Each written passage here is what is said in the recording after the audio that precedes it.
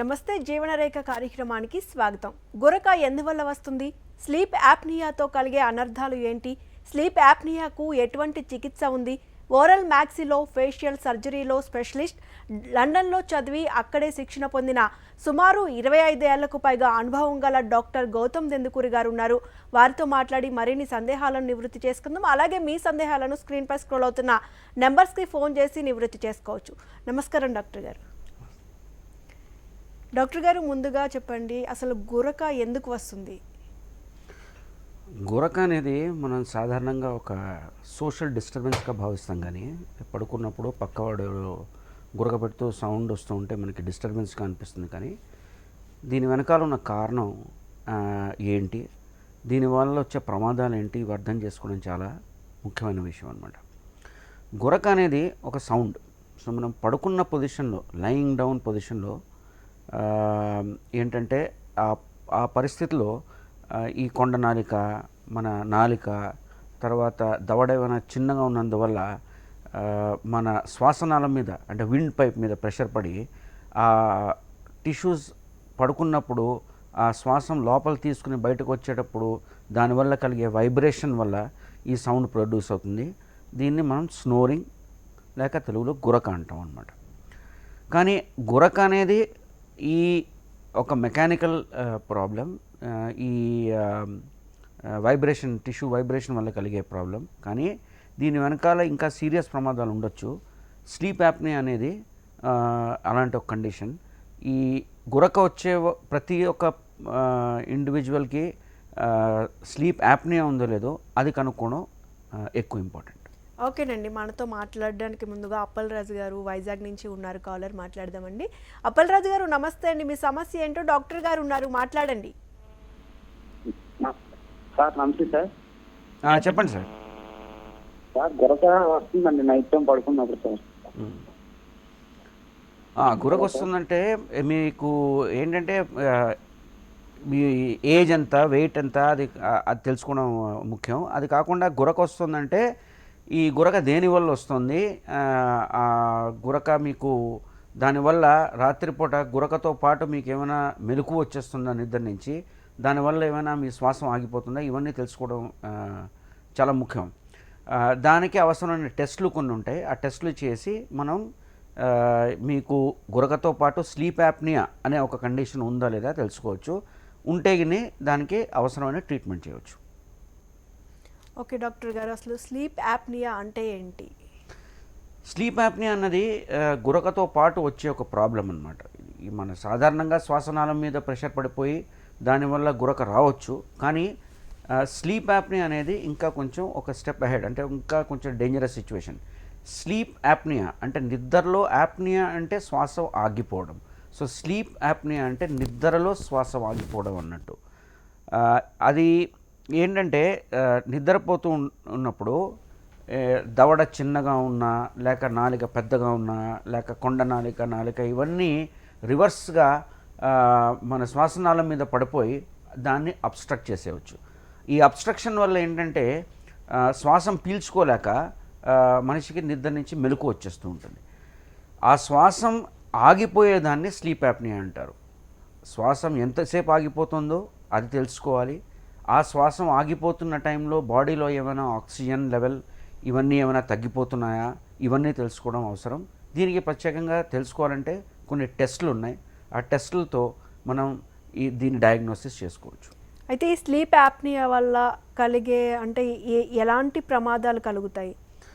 Sleep apnea వల్ల ఏంటంటే, sleep apnoea ఉన్న వాళ్ళకి ఏంటంటే నిద్ర సరిగ్గా పట్టదు. ఎందుకంటే వాళ్ళు నిద్రపోతున్నప్పుడు ఈ మధ్యలో ఈ శ్వాసం ఆగిపోతూ ఉండగా వాళ్ళకి నిద్ర నుంచి మెలకువ వచ్చేస్తూ ఉంటుంది. సో ఫస్ట్ వాళ్ళు ఏంటంటే వాళ్ళ ప్రొడక్టివిటీ తగ్గిపోతుంది. రాత్రిపూట నిద్ర రాక మనకేంటంటే నార్మల్ లైఫ్ స్టైల్లో కనీసం ఒక 7 hours are 8 hours of uninterrupted sleep ఉండాలన్నమాట, డిస్టర్బెన్స్ లేకుండా. సో ఈ యాప్నియా ఉన్నందువల్ల మధ్యలో మెలకువ వచ్చేస్తుండగా రాత్రిపూట నిద్ర లేక డే టైంలో నిద్ర వచ్చేస్తూ ఉంటుంది. దానివల్ల సివియర్ టైర్డ్నెస్ వచ్చేసి వర్క్ మీద ఫోకస్ చేయలేరు. ఇదే కాకుండా రకరకాల వేరే problems, hypertension, blood pressure ఎక్కువైపోవచ్చు, షుగర్ డెవలప్ అవ్వచ్చు. ఎక్స్ట్రీమ్ సిచ్యువేషన్లో కార్డియాక్ అరెస్ట్, అంటే నిద్రపోతున్నప్పుడు సడన్లీ గుండె ఆగిపోయి కార్డియాక్ అరెస్ట్ అయ్యేది చాలాసార్లు జస్ట్ హార్ట్ విషయంగా చూస్తాం, కానీ అప్పుడప్పుడు స్లీప్ యాప్నియా అయినందువల్ల శ్వాసం పీల్చుకోలేక దానివల్ల కూడా కార్డియాక్ అరెస్ట్ అయ్యే అవకాశం ఉండొచ్చు. సో ఇలాంటి ప్రమాదాలు స్లీప్ యాప్నియాతో చాలా పాసిబుల్. ఓకే అండి, మరొక కాలర్ ఉన్నారు, రాజశేఖర్ గారు నల్గొండ నుంచి. నమస్తే రాజశేఖర్ గారు, మీ ప్రాబ్లం ఏంటో చెప్పండి. డాక్టర్ గారు ఉన్నారు. నమస్తే డాక్టర్ గారు. నమస్తే సార్, చెప్పండి సార్. గురక అనేది బాగా వస్తుంది సార్, దానివల్ల మధ్యలోనే మెలకువ కూడా వచ్చేస్తుంది. మీకు నిద్ర నుంచి మెలకువ వస్తుందంటే మీకు ఏంటంటే మీరు ఫస్ట్ ఒక స్లీప్ స్టడీ అన్నట్టు చేయించాలి. స్లీప్ స్టడీ మామూలుగా చేస్తే అదొక డయాగ్నోస్టిక్ టెస్ట్ అది. దాంతో ఏంటంటే రాత్రిపూట మీ స్లీప్ ప్యాటర్న్ ఎలాగుండింది, మీకు గురక ఎంతసేపు పట్టింది, నిద్ర ఎంతసేపు వచ్చింది, మెలకువగా ఉన్నారా లేదా, ఈ శ్వాసం ఎంతసేపు ఆగిపోయింది, దీనివల్ల ఆక్సిజన్ లెవెల్ ఏమైనా తగ్గిందా, ఇవన్నీ తెలుస్తాయి. ఈ టెస్ట్ రిపోర్ట్ చూసేసి మీకు సామాన్యమైన గురక ఉందా లేక స్లీప్ యాప్నియా ఉందో తెలుస్తుంది. సామాన్యమైన గురకకి కూడా ఒక రకంగా ట్రీట్మెంట్ చేయవచ్చు, స్లీప్ యాప్నియా ఉన్న వాళ్ళకి వేరే రకంగా ట్రీట్మెంట్ చేయవలసి వస్తుంది. డాక్టర్ గారు, అయితే ఎవరికి ఇటువంటి స్లీప్ యాప్నియా వస్తుందంటారు? స్లీప్ యాప్నియా అన్నది ఎవరికైనా రావచ్చు, కానీ ముఖ్యంగా ఏంటంటే ఒబీస్, వెయిట్ ఎక్కువ ఉన్న వాళ్ళకి ఎక్కువ అయ్యే అవకాశం ఉంటుంది. అదే కాకుండా అనాటమీ అంటే మనకి నోటి లోపల ఉన్న అనాటమీ ఎలాగుంది, కొంతమందికి ఏంటంటే కింద దవడ మరీ వెనక్కి ఉంటుంది, నాలిక పెద్దగా ఉంటుంది, కొండ నాలిక కొంచెం లూజ్గా ఉంటుంది. ఇలాంటి ప్రాబ్లమ్స్ ఉన్న వాళ్ళకి గురకతో పాటు ఏంటంటే రాత్రిపూట నిద్రపోతున్నప్పుడు శ్వాసం ఆగిపోయే అవకాశం ఉన్నందువల్ల స్లీప్ యాప్నియా అయ్యే అవకాశం ఉంటుందన్నమాట. అయితే డాక్టర్ గారు, ఈ స్లీప్ యాప్నియా వ్యాధిని ఎలా నిర్ధారిస్తారు? స్లీప్ యాప్నియా అనే వ్యాధిని నిర్ధారించాలంటే స్లీప్ స్టడీ అని ఒక టెస్ట్ ఉంటుంది.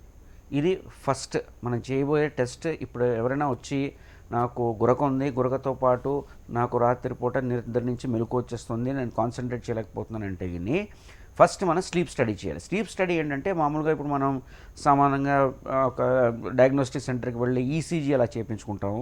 అంటే కొన్ని లీడ్స్ పెట్టేసి ఒక మెషిన్కి కనెక్ట్ చేస్తారు. అలాగే రాత్రి డ్యూరింగ్ స్లీప్ నిద్రపోయేటప్పుడు కొన్ని లీడ్స్ పెట్టేసి ఒక మెషిన్ ఆ స్లీప్ని మొత్తం రాత్రంతా స్టడీ చేస్తూ ఉంటుంది అనమాట. సో మనకి నెక్స్ట్ డే ఆ రిపోర్ట్లో ఏం తెలుస్తుందంటే ఎన్నిసార్లు నిద్ర నుంచి మెలకువ వచ్చింది, ఎన్నిసార్లు శ్వాసం ఆగిపోయే ఎపిసోడ్ అయ్యింది, దానివల్ల బాడీలో ఏమైనా ఆక్సిజన్ తగ్గిపోయిందా, ఇలాంటి రకరకాల ఆక్సిజన్ సాచురేషన్ లెవెల్ ఏంటి, ఇవన్నీ తెలుస్తాయి అన్నమాట. ఇవన్నీ రిపోర్ట్ చూసేసి మనకి డీసాచురేషన్ అవుతున్న ఆక్సిజన్ లెవెల్ తగ్గిపోతుందన్నా లేక వేరే ఏమైనా ప్రాబ్లమ్స్ ఉన్నట్టు కనబడితే దానికి ఖచ్చితంగా ట్రీట్మెంట్ చేయాలి. చేయకుండా ఉంటే మనకి వేరే ప్రమాదాలు అయ్యే అవకాశం ఉండొచ్చు. అయితే డాక్టర్ గారు, ఈ స్లీప్ యాప్నియా వ్యాధికి ఎటువంటి చికిత్స ఉంది? స్లీప్ యాప్నియాది ఏంటంటే ఫస్ట్ మనం టెస్ట్ చేసేసి స్లీప్ స్టడీ చేసేసిన తర్వాత ఒక పర్సన్కి స్లీప్ యాప్నియా ఉందని కన్ఫర్మ్ డయాగ్నోసిస్ ఉంటే గిని దానికి రకరకాల ట్రీట్మెంట్స్ ఉన్నాయి. ఈ sleep apnea first of all దేనివల్ల అవుతుందో అది తెలుసుకోవడం చాలా ముఖ్యం. ఎందుకంటే మనకి శ్వాసనాళం అంటే మనకి రెస్పిరేటరీ ట్రాక్ట్లో కొన్ని టిష్యూస్ ఉంటాయి. నాలిక, కొండనాలిక, టాన్సిల్స్, ముక్కు, సెప్టమ్ ఇవన్నీ ఉంటాయి. ఇదే కాకుండా పై దవడ, కింద దవడ కూడా మనకి పార్ట్ ఆఫ్ ది ఎయిర్వే అనమాట. సో ఏంటంటే ఎక్కడ ఉందో ప్రాబ్లం తెలుసుకోవడానికి డైస్ అనే ఒక టెస్ట్ ఉంటుంది అనమాట, డ్రగ్ ఇండ్యూస్డ్ స్లీప్ ఎండోస్కోపీ. ఈ టెస్ట్లో మనం ఏం చేస్తామంటే కొంచెం పేషెంట్ని కొంచెం నిద్ర మత్తు వచ్చేటట్టు చేసేసి ఒక ఎండోస్కోప్ తీసుకుని గొంతుకు లోపలికి వెళ్ళి అతను సగం నిద్ర పరిస్థితిలో ఉన్నప్పుడు ఆ టిష్యూస్ ఎలా ప్రవర్తిస్తున్నాయి అనే ఇన్ఫర్మేషన్ మనకి తెలుస్తుంది. నాలిక వల్ల ఈ ప్రాబ్లం అవుతుందా, కొండ నాలిక వల్ల ఈ ప్రాబ్లం అవుతుందా, ముక్కు ఒక సైడ్ సెప్టమ్ డీవియేట్ అయిపోయినందువల్ల అవుతుందా, లేక జనరలీ దవడ సైజ్ తక్కువ ఉన్నందువల్ల ఈ టిష్యూస్ అన్నీ వెనక్కి ఉండిపోయి అవి ఏమైనా శ్వాసనాళం మీద పడి దాన్ని అబ్స్ట్రక్ట్ చేస్తుందా, ఈ విషయాలన్నీ మనకి ఎండోస్కోపీ ద్వారా తెలిసే అవకాశం ఉంటుంది. సో స్లీప్ స్టడీ ఒక టెస్ట్, దాని తర్వాత డైస్ అనేది ఒక టెస్ట్ చేస్తే మనకి ఖచ్చితంగా ఏ కారణం వల్ల స్లీప్ యాప్నియా అవుతుందో తెలుస్తుంది. ఆ కారణం బట్టి మనం దానికి కరెక్ట్ ట్రీట్మెంట్ పేషెంట్కి ఇవ్వచ్చు. అయితే డాక్టర్ గారు స్లీప్ యాప్నియా వల్ల కలిగే ఇతర అనర్థాలు ఏంటి?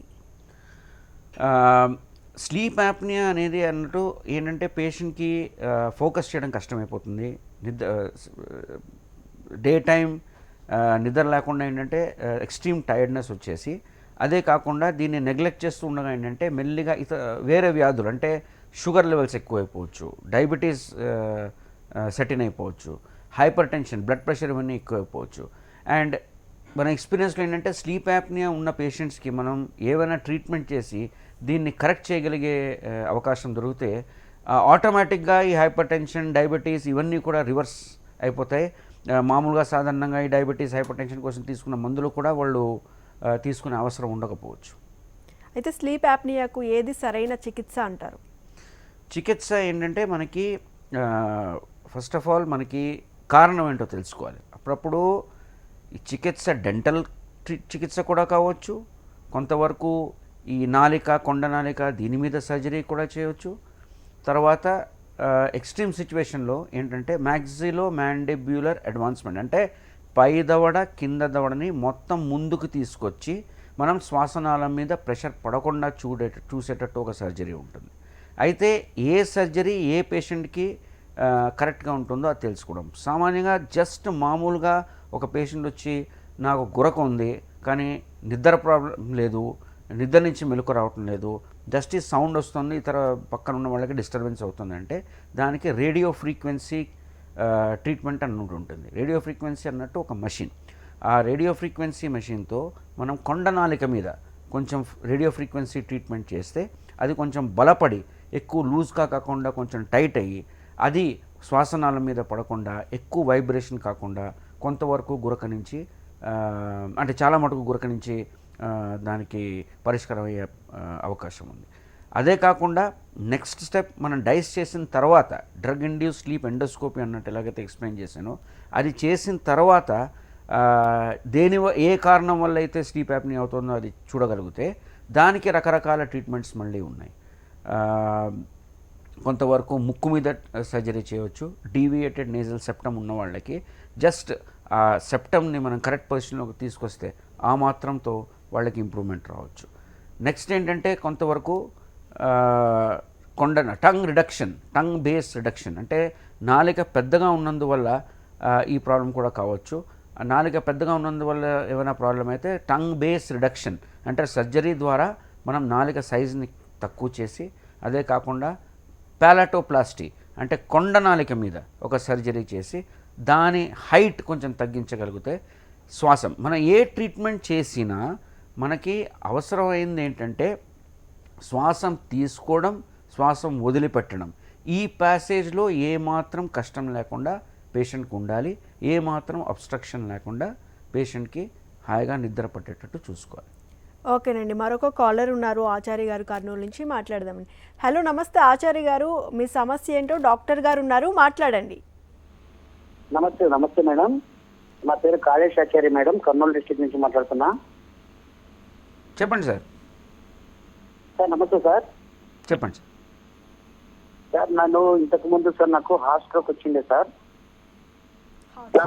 నాకు అప్పుడు గొరకలు ఎక్కువ వస్తుండే సార్. అంతకు ముందు నాకు దాని గురించి ఎక్కువ కేర్ తీసుకోలేదు, లైట్ గా తీసుకున్నా సార్. తర్వాత నాకు హార్ట్ లో బ్లాక్ ఉందనేసి చెప్పిన తర్వాత మళ్ళీ నేను ట్రీట్మెంట్ తీసుకున్నా సార్. 1 year టాబ్లెట్స్ వాడినాను, కానీ స్టెంట్ అయితే ఏలేదు సార్. మళ్ళీ మెడిసిన్ యూజ్ చేసిన తర్వాత తగ్గిపోయింది సార్. మళ్ళీ ఈ మధ్యలో మళ్ళీ గొరకలు ఎక్కువగా వస్తుంది.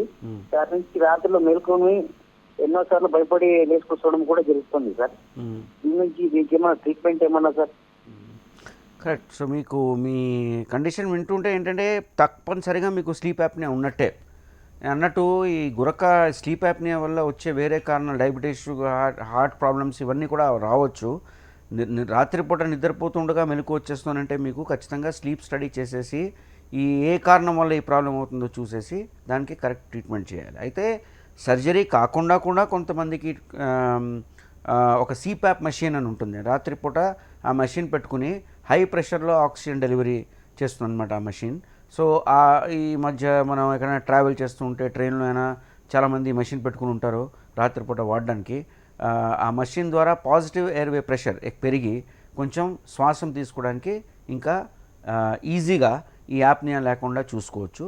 కానీ ఇంత ప్రాబ్లం ఉండి ఆ ప్రాబ్లం హార్ట్ ప్రాబ్లం దాకా వెళ్ళిందంటే ఖచ్చితంగా దానికి స్టడీ చేసేసి ఈ ఇన్వెస్టిగేషన్స్ చేసి చూసేసి దానికి కరెక్ట్గా ఏ సర్జరీ చేయాలో చూసి దాన్ని చేయడం అవసరం. ఓకే డాక్టర్ గారు, స్లీప్ యాప్నియాకు ఎలాంటి సర్జరీలు అవకాశాలు ఉన్నాయి? సో టాన్సిల్, మన నాలిక టంగ్ రిడక్షన్, నాలిక సైజ్ ఎక్కువగా ఉంటే టాన్సిల్ రిమూవల్, డిఎన్ఎస్ ముక్కులో మనకి సెప్టమ్ ఒక సైడ్గా ఉండి శ్వాసం లోపలికి తీసుకోవడానికి కష్టంగా ఉంటే దాన్ని కరెక్షన్ చేయవచ్చు. అదే కాకుండా ఏంటంటే ఎక్కువ మందికి మనం చాలా ఇప్పుడు ఏహెచ్ఐ అనే ఒక టెస్ట్ ఉంటుంది, యాప్నియా హైపాప్నియా ఇండెక్స్. అది గిన్ని ఎక్కువగా ఉంటాం. నార్మల్ లెవెల్ దానికి 5 or 6 ఉండాలి. కానీ మామూలుగా స్లీప్ యాప్నియా ఉన్న వాళ్ళకి అది విపరీతంగా పెరిగిపోయి ఒక 80, 90, 100 దాకా ఉండొచ్చు. అలాంటి వాళ్ళకి ఏంటంటే మనం ఎంఎంఏ అని ఒక సర్జరీ చేస్తూ ఉంటాం.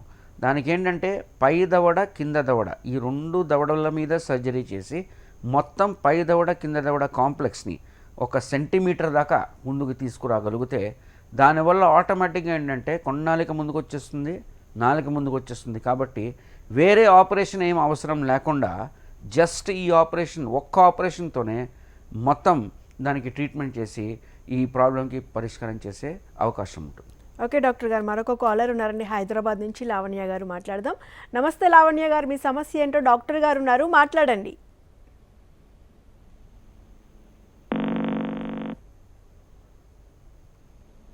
లావణ్య గారు చెప్పండి.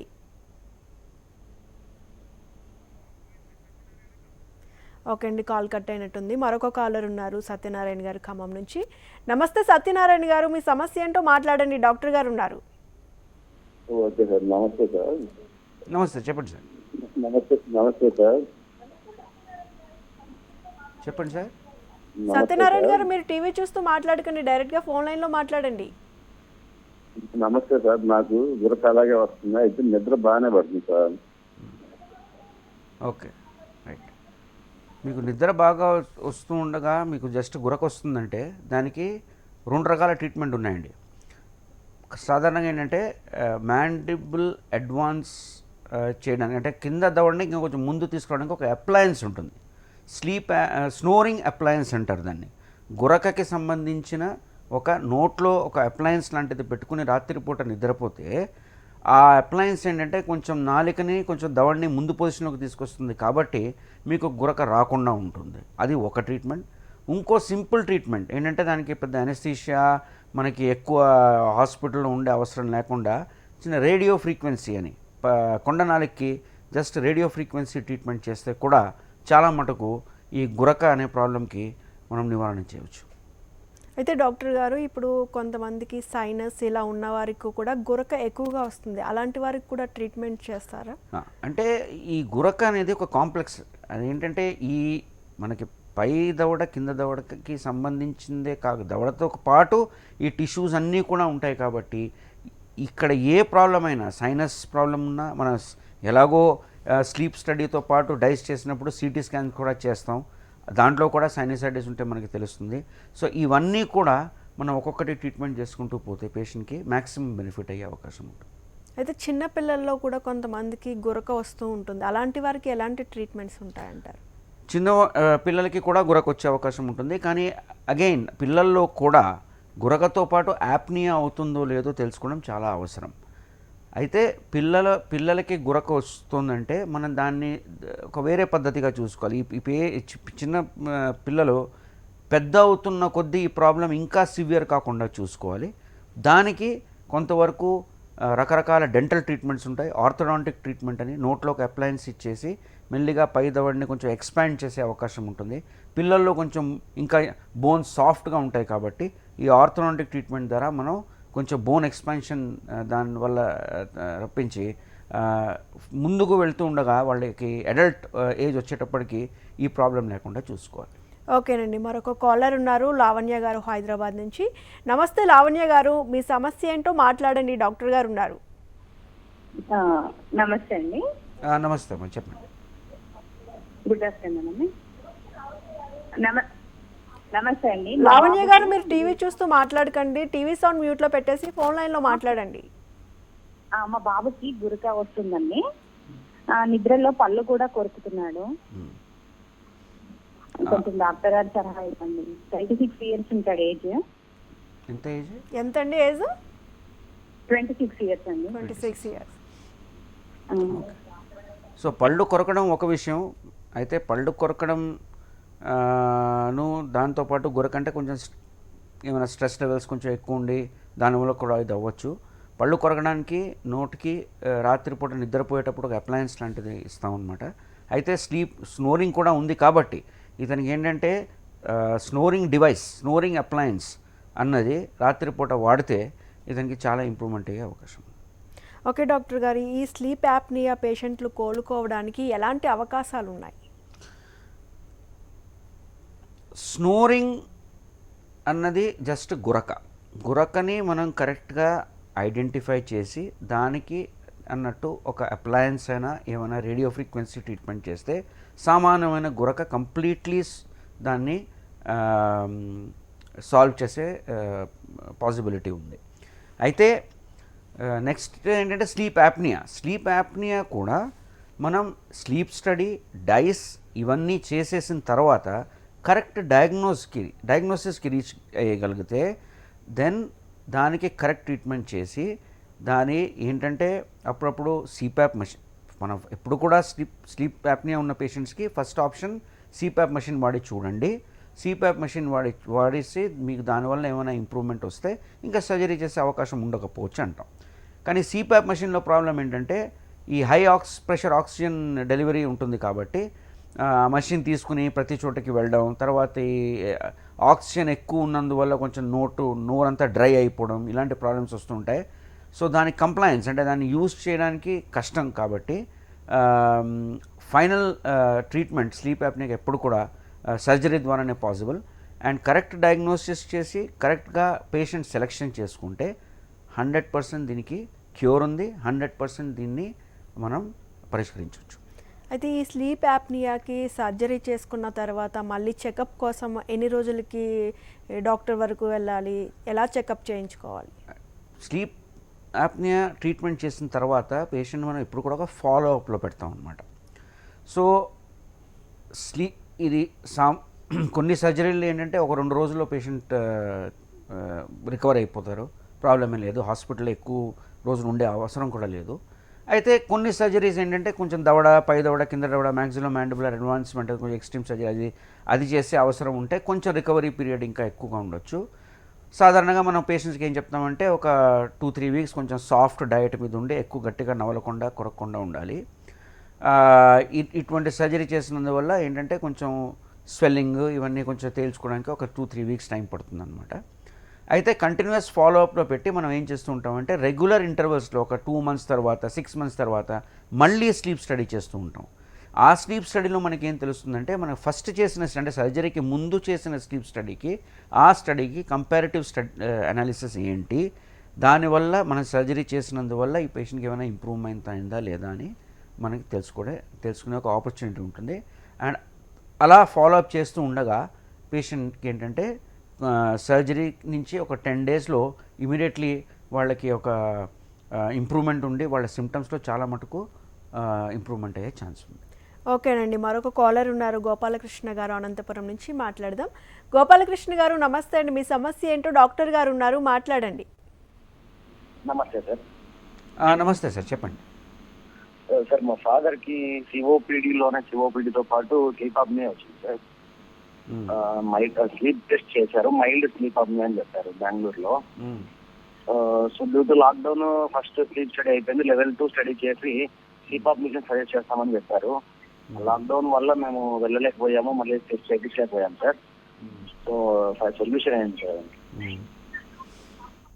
దీనికి ఏంటంటే సిఓపిడి ఉన్న పేషెంట్కి కూడా స్లీప్ యాప్నియా అవ్వచ్చు, అది రివర్స్ కూడా అవ్వచ్చు. స్లీప్ యాప్నియా ఉన్నందువల్ల సిఓపిడి కూడా అవ్వచ్చు. అంటే పల్మనాలజిస్ట్ స్పెషలిస్ట్ అంటే రెస్పిరేటరీ స్పెషలిస్ట్ చూసేసి ఒకవేళ స్లీప్ యాప్నియా ఉందని తెలుసుకుందంటే దెన్ ఈ సిఓపిడి అన్న కండిషన్ అంటే obstructive pulmonary disease sleep apnea వల్ల కూడా కలగొచ్చు. కాబట్టి కరెక్ట్ ఇన్వెస్టిగేషన్ చేసేసి ఆయనకి ఏ కారణం వల్ల స్లీప్ యాప్నియా వస్తుందో తెలుసుకుంటే స్లీప్ యాప్నియాకి ట్రీట్మెంట్ చేస్తే దానికి మనకి సిఓపిడికి నుంచి కూడా ఇంప్రూవ్మెంట్ అయ్యే అవకాశం ఉంటుంది. అండ్ ప్లస్ ఇంకోటి కూడా ఇప్పుడు ఈ మధ్య ఈ కోవిడ్ ఇవన్నీ కూడా ఎక్కువగా ఉన్నాయి కాబట్టి స్లీప్ యాప్నియా ఉండి దానివల్ల సిఓపిడి ఉన్న వాళ్ళకి కొంచెం కోవిడ్ ఇన్ఫెక్షన్ వస్తే ఇంకా సివియర్ రియాక్షన్ అయ్యే అవకాశం కూడా ఉంటుంది.